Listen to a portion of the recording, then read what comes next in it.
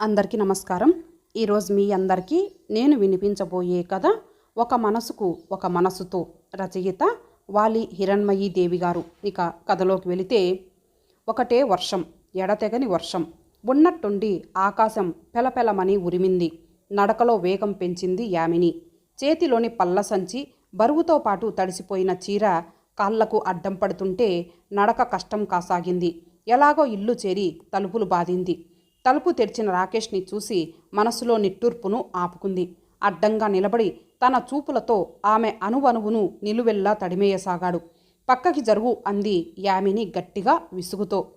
ఈ తడిసిన చీరలో ఎంత అందంగా ఉన్నావో, హంపీ కన్య వంపులన్నీ నీ శరీరానికొచ్చేశాయేంటో అన్నాడు. అతని కళ్ళల్లో కదలాడే ఆకలిని చూస్తే యామినికి ఒళ్ళంతా కారం రాసినట్టయింది. ఇంతలో పావని లేచి వచ్చింది. ఏంటక్క ఇంత లేట్ అయింది? అయ్యో బాగా తడిసిపోయావు, వెళ్ళి చీర మార్చుకో అంటున్న పావనిని చూస్తూ కోపాన్ని దిగమింగి, ఒక్క ఆటో కూడా దొరకలేదే. అవును, అన్నం తిన్నావా? రంగి కనిపించదేం, వెళ్ళిపోయిందా అంది యామిని తన గదిలోకి దారి తీస్తూ. నేను అమ్మ తినేశాం, నీతో పాటు తింటానని బావ ఆగాడు. అక్కడికి అమ్మ ఎన్నోసార్లు అడిగింది కూడా అంది పావని మంచం మీద భారంగా వాలుతూ. నిండు నెలల గర్భిణైన పావని మొహంలోకి చూస్తూ, ఏం ముఖం ఉబ్బినట్లు కనపడుతోంది, ఒంట్లో కులాసాగానే ఉంది కదా ఆదుర్దాగా అడిగింది యామిని చీర మార్చుకుంటూనే. బాగానే ఉంది, కానీ ఇవాళేంటో బుజ్జిగాడు మరీ తంతున్నాడు అంది ఉబ్బెత్తుగా ఉన్న తన పొట్టవంక అపురూపంగా చూసుకుంటూ. ఆమె కళ్ళలో అంతులేని ఆనందం, సంతృప్తి. బాగా ఒళ్ళు చేసిందేమో, మరింత రంగుదేలి అదో వింతరకం అలసటతో కమనీయంగా కనిపిస్తున్న చెల్లి వంక చూస్తూ ఉండిపోయింది. మళ్ళీ అంతలోనే దిష్టి తగులుతుందని చటుక్కున చూపు మరల్చుకుంది. వచ్చావా అమ్మా? చాలా పొద్దుపోయింది, అన్నం పెట్టనా? అలికిడికి లేచిన కమలమ్మ అడిగింది. నేను పెట్టుకొని తింటాలేమ్మా, నువ్వు పడుకో అంది యామిని. అక్క, ఆయనకు కూడా వడ్డించేయి, నేనెళ్ళి పడుకుంటా అంటూ తన రూంలోకి వెళ్ళిపోయింది పావని. మనసులోని అయిష్టాన్ని బయటకు కనిపించనీయకుండా, రా బావా అన్నం వడ్డిస్తాను అంటూ పిలిచింది యామిని. ఏంటి, మళ్ళీ అన్నీ వేడి చేశావా? నీ ఓపికకు ముచ్చటేస్తుంది సుమా అన్నాడు రాకేష్ యథాప్రకారం ఆమెను కళ్ళతోనే జుర్రేసుకుంటూ. బదులేమీ చెప్పలేదు యామిని. తింటూ, ఇంత రుచిగా చేయడం మీ చెల్లికెందుకు నేర్పలేదు అన్నాడు. అది నాకన్నా బాగా చేస్తుంది, పొరుగింటి పుల్లకూర రుచి అంతే అంది ఆ పొగడ్తకు పడనట్లుగా. ఓహో, అయితే వడ్డించిన ఈ సుకుమార హస్తాల వల్ల మరింత రుచి పెరిగినట్లుంది అన్నాడు అరిటాకుల పలచగా మెరుస్తున్న ఆమె పొట్టవంక చూస్తూ. యామినికి ఒళ్ళు మండింది. గబుక్కున లేచి చేయి కడిగేసుకుంది. ఏంటలా లేచిపోయావు, టేబుల్ మేనర్స్ లేకుండా? నేనేం తిండికి గతి లేక రాలేదు మీ ఇంటికి, నా పెళ్ళాంని చూసుకోవడానికి తప్పిస్తే ఇక్కడికొచ్చే పనేం ఉంది అన్నాడు విసురుగా రాకేష్. వచ్చి నీ హద్దుల్లో నువ్వుంటే బాగుంటుంది అంది యామిని తగ్గుస్వరంతో కోపాన్ని కంట్రోల్ చేసుకుంటూ. కోపంలో భలే ఉంటావు, నా కళ్ళకప్పుడేదో మైకం కమ్మి నిన్ను కాదన్నాను, కానీ ఇప్పుడు ఏసీ రూముల్లో పనిచేయడం వల్ల కాబోలు రంగుదేలి హుందాతనంలో మిసమిసలాడుతున్నావు. కానీ అడవి కాచిన వెన్నెలవుతోంది నీ అందం. ఎటూ వయసు మీరిపోతోంది, నన్నే కట్టేసుకుంటే మీ ఇద్దరు అక్కా చెల్లెళ్ళు ఒకే దగ్గర పడి ఉండొచ్చుగా అన్నాడతను చేతులు కడుక్కుంటూ. వంకర మాటలు కట్టిపెట్టు కోపంగా అంది యామిని. గట్టిగా తిట్టాలని ఉన్నా చెల్లెలెక్కడ లేచి వింటుందోనన్న భయంతో. ఆమె కోపాన్ని లెక్క చేయకుండా, సరేలే కాసిన్ని పాలు తీసుకొనిరా అన్నాడు ఆమె కొంగుతో చేతులు తుడుచుకునే ప్రయత్నం చేస్తూ. విసురుగా తన కొంగును లాక్కుంది యామిని. పూర్ణ కుంభాలంటే ఇన్నాళ్ళు అర్థం తెలిసేది కాదు గాని ఇప్పుడు తెలుస్తోంది అన్నాడు ఆమె వక్షస్థలం వగ్గ కన్నార్పకుండా చూస్తూ. ఛీ అంది యామిని జుగుప్సతో చూస్తూ. నా చేయి పడిందనుకో ఓసారి, అప్పుడిక ఈ చీ చాలు ఉండవు అన్నాడు పొగరుగా తన గదిలోకి వెడుతూ. పావని డెలివరీ తొందరగా జరిగి ఆ 3 నెలలు 3 నిమిషాల్లా గిర్రున తిరిగిపోతే ఈ పీడ వదులుతుంది అని మనసులో తనకి తనే ధైర్యం చెప్పుకుంది యామిని. పాలు కలిపి పావనికి రాకేష్కి 2 గ్లాసుల్లో తీసుకెళ్ళి చెల్లెలికి చేతికి అందించింది. రాకేష్కి గ్లాస్ టేబుల్ మీద పెట్టింది. ఏంటి, చేతికిస్తే అరిగిపోతావా అన్నాడు అదోలా. చురచురా చూస్తూ గ్లాస్ అందించింది యామిని. ఆమె చేతి వేళ్లను తాకుతూ గ్లాస్ అందుకున్నాడు. విసురుగా ఆ గదిలో నుంచి తమ గదిలోకి వెళ్ళిపోయింది యామిని. పడుకుందే గాని గతం కళ్ళ ముందు కదలాడుతుంటే నిద్రకు దూరమయ్యింది. బావ వచ్చాడే, కాళ్ళు కడుక్కుంటాడు, నీళ్ళందించు అని కమలమ్మ చెబితే సిగ్గుపడుతూ ఆ పని చేసింది యామిని. చిన్నప్పటి నుండి బావే నీ మొగుడని పెద్దలు అనడం వల్ల మనసులో అదే భావంతో ఉండేది యామిని.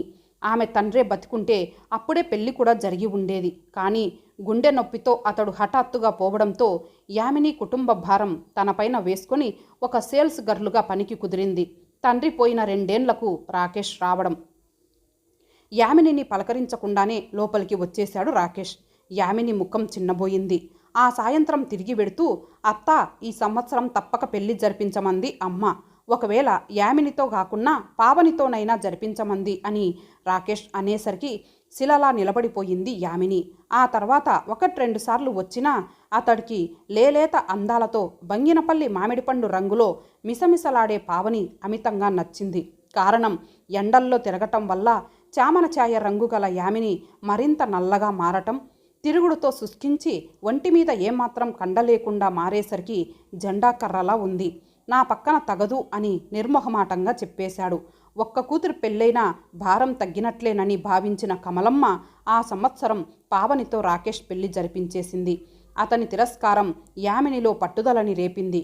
కసిగా చదువు మీద దృష్టిని కేంద్రీకరించింది. చదువుతో పాటు కంప్యూటర్ క్లాసులు అటెండ్ చేసి ఓ లిమిటెడ్ కంపెనీలో జాబ్ సంపాదించింది. వారిచ్చిన ట్రైనింగ్ వల్ల మరింత నైపుణ్యం సంపాదించి ఎంఎస్సిలో చేరింది. నెలకి 20,000 జీతంతో ఎప్పుడూ ఏసీ రూమ్లో ఉండటం వల్లనో, ఆర్థిక ఇబ్బందులు తీరి ప్రశాంతత చేకూరడం వల్లనో బాగా రంగుదేలింది. శరీరం నిండుతనం సంతరించుకుంది. ఆత్మవిశ్వాసం ఇచ్చిన హుందాతనం మరింత శోభను ప్రసాదించింది. ఒక్కసారి చూసిన వాళ్ళు మళ్ళీ తిరిగి చూసేలా మారిందామె. 6 ఏండ్లుగా పెళ్లి మాటే ఎత్తకుండా ఆమె ఉంటే మొదట్లో ఏ సంబంధం రాకపోవడంగా రాకేష్ భావించాడు. కానీ ఆమె ఒక్కో మెట్టు ఎక్కి తనకిక దక్కదేమోనన్న అనుమానం మొదలైంది రాకేష్లో. పొట్టిగా బొద్దుగా ఉన్న పావని ఇప్పుడు అతనికి బోండంలా కనిపిస్తోంది. యామిని తనకి మరదలేనన్నది గుర్తొచ్చి ఆమె మీద తనకెంతో హక్కున్నట్లే భావించసాగాడు. ఈ 6 సంవత్సరాలలో పావని కడుపు పండకపోయేసరికి మా వంశం నిర్వంశం అవ్వకుండా యామినితో మా అబ్బాయి పెళ్లి జరిపించండి అంటూ తల్లితో అడిగించాడు. కమలమ్మకేం చేయాలో పాలుపోలేదు. యామినికి రాకేష్ పట్ల అసహ్యం పెరిగింది. ఈలోగా దేవుడు కరుణించి పావని గర్భవతి అయ్యేసరికి రాకేష్ నోటికి తాళం పడింది. 7వ నెలలో శ్రీమంతం జరిపించి పురిటికి ఇంటికి తీసుకొచ్చింది పావనిని కమలమ్మ. నెల తర్వాత భార్యని చూడ్డానికి వచ్చిన రాకేష్కి మరింత చేరువుగా యామిని అందాలు కళ్ళబడేసరికి ఆ అవకాశం కోసం 15 రోజులకోసారి రావడం మొదలెట్టాడు. తల్లికి చెల్లికి అతడు వేసే వికిలి వేషాల గురించి చెప్పకుండా భరించడం యామినికి కత్తిమీద సామే అయ్యింది. అతడు అడిగినవన్నీ చేసి పెట్టలేక కమలమ్మకి విసుగ్గా ఉంటుంది. పావని డెలివరీ ఎప్పుడెప్పుడు అవుతుందా అని ఆత్రంగా ఎదురు చూస్తున్నారిద్దరూ. ఏంటి తల్లి అలా మెదులుతున్నావు, ఇంకా నిద్ర పట్టలేదా? మంచినీళ్ళకని లేచిన కమలమ్మ ప్రశ్నించేసరికి ఆలోచనల్లోంచి తేరుకుంది యామిని. ఎప్పుడు ఏది ఎలా జరగాలో ఆ భగవంతుడు నిర్ణయించే ఉంటాడు. ఆ భగవంతుడు నాకు ఎలాంటి అన్యాయం చేయడు అనుకుంది యామిని స్థిరంగా. అంతే, ఆ వెంటనే కమ్మటి నిద్ర పట్టిందామెకి. హలో యామిని గారు, బాగున్నారా? నాకిక్కడికి ట్రాన్స్ఫర్ అయ్యింది. మీ స్ట్రీట్లో ఉన్న చివరి బిల్డింగులో ఉన్న ఓ ఫ్లాట్లో ఉంటున్నాం. మొన్న మీ అమ్మగారు కలిసి మీ ఇల్లు చూపించారు అన్నాడు భరణి యామినిని ఆఫీస్లో కలిసి. చాలా కాలం తర్వాత కనిపించారు. అంతా బాగున్నారా అంది యామిని. అరగంట ఆగితే నేను బయటకొస్తాను, కలిసి ఇంటికెడితే బోలెడు మాట్లాడుకోవచ్చు అంది తనే మళ్ళీ. సరే, బయట వెయిట్ చేస్తుంటాను అని వెళ్ళాడు భరణి. పొడుగ్గా హీమ్యాన్లా ఉన్న అతడిని చూస్తూ నిలబడిపోయింది యామిని. విజయవాడలో తామున్నప్పుడు పరిచయం ఏర్పడింది భరణి దంపతులతో. భరణి భార్య రంజిత పల్లెటూరి పిల్ల కావడంతో వారిద్దరి భావాల్లో ఏనాడు ఏకాభిప్రాయం ఉండేది కాదు. తల్లి మాటలకు కట్టుబడి ఆమెని పెళ్లాడిన భరణి రంజితను తనకు అనుకూలంగా మార్చుకోవడానికి చేయని ప్రయత్నం లేదు. ఎదురిల్లే కావడంతో రాకపోకలు ఎక్కువగా ఉండేవి. మా రంజితను మీలా తయారు చేయండి చాలు, మీ రుణం ఉంచుకోన్లేండి, మంచి మొగుణ్ణి తీసుకొస్తాను మీకు అనేవాడు సరదాగా భరణి. అదేం చిత్రమో గాని యామిని భరణిల భావాలన్నీ కలిసేవి, అభిరుచులు అలవాట్లు కూడా. రంజితకు డెలివరీ కష్టమై కన్ను మూసేసరికి మిన్ను విరిగి మీద పడ్డట్టయింది భరణికి. భరణి తల్లి వచ్చింది కొడుకుని కనిపెట్టుకుని ఉండటానికి. ఆమె భరణిని మరో పెళ్లి చేసుకోమని ఎంత కోరినా ఫలితం లేకుండా అయ్యింది. మంచి భర్తకు నిర్వచనంలా ఉండే అతడిని చూసినప్పుడల్లా యామినికి గౌరవం కలిగేది. తన కాబోయే భర్త అతనిలా ఉంటే బాగుండునన్న కోరిక చిరుచేపలా కదిలేది. నిన్నెప్పుడూ ఇంత పరధ్యానంగా ఉండటం చూడలేదు ఇంతవరకు. వెళ్ళిన ఆ పురుషోత్తముడెవరో తెలుసుకోవచ్చా అని కొలీగ్ రమణి అడిగేసరికి ఈ లోకంలోకి వచ్చింది యామిని. గబగబా పని ముగించుకొని వచ్చింది. భరణి వెనుక బైక్ మీద కూర్చోవడం గమ్మత్తుగా అనిపించింది. ఈ కాంక్రీట్ జంగిల్లో ఎవరిదబ్బా ఈ హరితవనం, ఎవరిదో మంచి టేస్ట్ ఉన్నవారి ఇల్లు అనుకున్నాను ఈ దారిన వెడుతూ. తీరా చూస్తే మీ ఇల్లు అని తెలిసింది. ఈ చెమేలీ పూల వాసన మనసునెక్కడికో పరుగులు తీయిస్తుంది సుమా అన్నాడు లోపలికి నడుస్తూ భరణి, ఆ సువాసనని గుండెల నిండా ఆఘ్రానిస్తూ. కమలమ్మ పావనిలు అతని రాకకు ఆనందిస్తే రాకేష్ మాత్రం ముడుచుకుపోయాడు ఇన్ఫీరియారిటీ కాంప్లెక్స్తో. ఆ తర్వాత పావని డెలివరీ కావడం, బాబు పుట్టడంతో రాకేష్లో కొంచెం మార్పు వచ్చింది. కొడుకునందించిన భార్య మీద ప్రేమ పెళ్ళుబికి వచ్చింది. నార్మల్ డెలివరీ కావడంతో 21వ రోజే బారసాల జరిపించి కోడల్ని, మనవడిని, కొడుకుని తమ ఊరికి తీసుకెళ్లిపోయింది రాకేష్ తల్లి. రాకేష్ వెళ్ళిపోవడంతో హాయిగా ఫీల్ అయ్యింది యామిని. రోజులు చకచకా గడుస్తున్నాయి. భరణి యామినులు తరచుగా కలుసుకోవడం మామూలైంది. ఇద్దరి అభిరుచులు ఒకటే కావడం వల్ల సాంస్కృతిక సంగీత సభలకు కలిసి వెళ్లడం రావడంతో ఇద్దరి మధ్య సాన్నిహిత్యం దినదినాభివృద్ధి కాసాగింది. ఒకరోజు అలాగే ఓ కల్చరల్ ప్రోగ్రాంకి వెళ్ళి వచ్చారు. అరే చాలా రాత్రైంది, మీ ఇంట్లో డ్రాప్ చేసి పెడతానంటూ భరణి వాళ్ళింటి వరకు వచ్చాడు. ఆంటీ, మీ మమ్మీని అర్జెంటుగా రమ్మన్నారట, మీ చెల్లెలు వాళ్ళ ఊరికి వెళ్ళింది, ఇదిగో కీ అంటూ వచ్చింది ఎదురింటమ్మాయి. అరే ఒక్కరూ ఉండగలరా, లేకుంటే మా ఇంటికి రండి, అమ్మ ఉంది కదా మీకు తోడుగా ఉంటుంది అన్నారు భరణి. మరేం పర్వాలేదు, అమ్మ ఊరు వెళ్ళినప్పుడల్లా ఒంటరిగా ఉండటం నాకు అలవాటేలేండి అంది యామిని తాళం తెరిచి ఇంట్లోకి అడుగుపెడుతూ.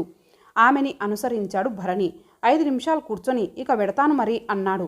ఎందుకో ఆమెను అలా వదిలి వెళ్ళలేక. సరే అంది యామిని. కానీ అతడుంటే బాగుండు అని మనసులో కోరిక. ఇంతలో కరెంటు పోయింది. ఆ వెంటనే అమ్మో అంటూ కెవ్వున అరిచింది యామిని. ఏమైంది అంటూ వెనుతిరిగిన భరణిని వణికిపోతూ హత్తుకుపోయింది యామిని ఏదో మీద పడటంతో. అసలే ఆమెకి బల్లులన్నా బొద్దింకలన్నా తెగని భయం. ఆ సంగతి తెలిసిన అతను భయపడకు, అగ్గిపెట్టె కానీ టార్చు కానీ ఉందా అంటూ ఆమెని పొదవి పట్టుకుంటూ అడిగాడు. కిచెన్లో ఉండాలి అంది యామిని అతడి కౌగిలిలో నుండి దూరంగా జరగకుండానే. ఆమె అంత ఇదిగా వాటేసుకోవడం ఒకంత ఇబ్బందిగా తోచింది అతనికి. కానీ యామినికి ఆ స్పర్శ కవచంలా తోచింది. ఇంతలో కరెంటు రావడంతో అతనికి దూరంగా జరిగింది. సిగ్గుతో బరువెక్కిన కనురెప్పలతో తలంచుకున్న యామిని భరణి కళ్ళకు కొత్త పెళ్లి కూతురులా తోచింది.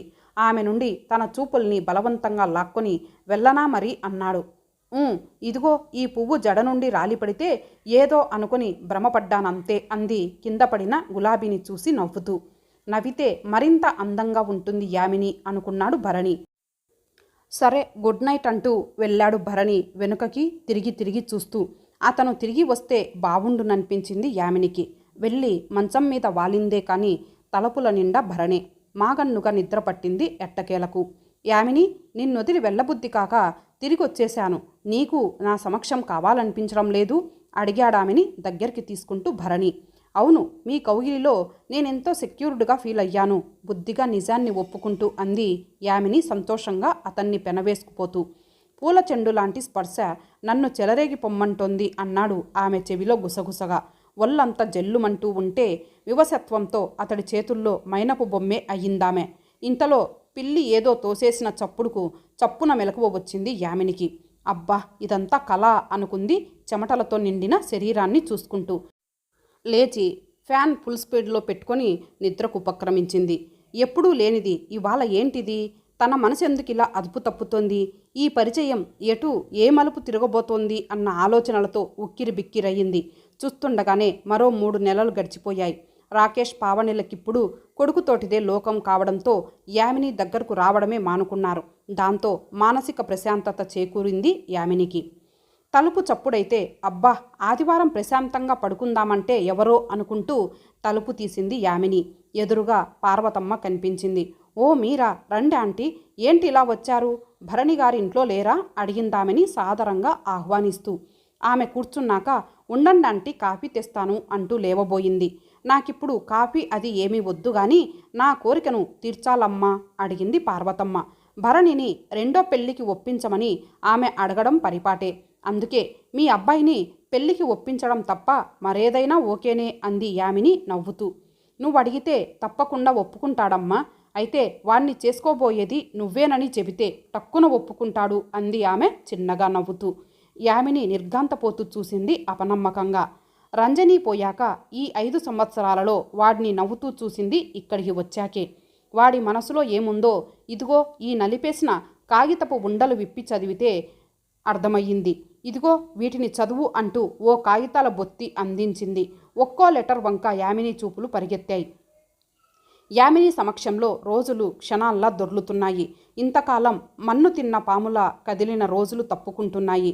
ప్రతి క్షణం యామిని సమక్షం కావాలని ఉంది. కానీ ఎలా? ఆ అమ్మాయికేం తక్కువని ఈ రెండో పెళ్లివాడిని కట్టుకోవాలి? ఈ మధ్య నిద్ర పట్టని రోజులు అధికమయ్యాయి. యామినికి నా మనసులో ఏముందో చెబుతామంటే ఈ అపురూపమైన స్నేహం కాస్త చెడిపోతుంది ఏమోనన్న భయం. ఆమె కొంగు తగిలినా అదో వివసత్వం. రంజనితో చేసిన కాపురంలో అలాంటి పరవశాన్ని పొందలేదు ఎందుకో. అలాగని ఆమెని ప్రేమించలేదని కాదు. ఏదో యాంత్రికత, మొక్కుబడి కలయికలా ఉండేది. అలాంటిది ఇప్పుడు యామిని తలపులే చాలు. ఆమెను తలుచుకుంటే శరీరంలో కలిగే స్పందనలు, పులకరింతల గురించి ఎవరితో చెప్పుకోను? మానసికంగా దగ్గరైన వారితో పొందు మరింత అద్భుతంగా ఉంటుంది కదా. నా మనసు నిండా ఉన్నది తనేనని యామినికి చెప్పే రోజు వస్తుందా అసలు? తన మానసిక స్థితికి అర్థం పట్టినట్లున్న అతని అవస్థ సంపూర్ణంగా అర్థమై ఆమె పెదవుల మీదకు చిరునవ్వు దూసుకువచ్చింది. వచ్చిన అవకాశం చేజార్చుకోవద్దని వివేకం హెచ్చరించగా, అత్తయ్య నాకిష్టమేనని చెప్పండి, కానీ అమ్మను వదిలి ఎలా అంది యామిని. ఒంటరి వారమైన మేము ఒకరికొకరు తోడుగా మా ఊర్లో ఉంటాం. మీరిద్దరూ ఇక్కడ ఉండండి అంది ఆమె నవ్వుతూ. ఇంతటితో ఈ కథ సమాప్తం. మరలా మరొక మంచి కథతో కలుద్దాం. అంతవరకు సెలవు. నమస్తే.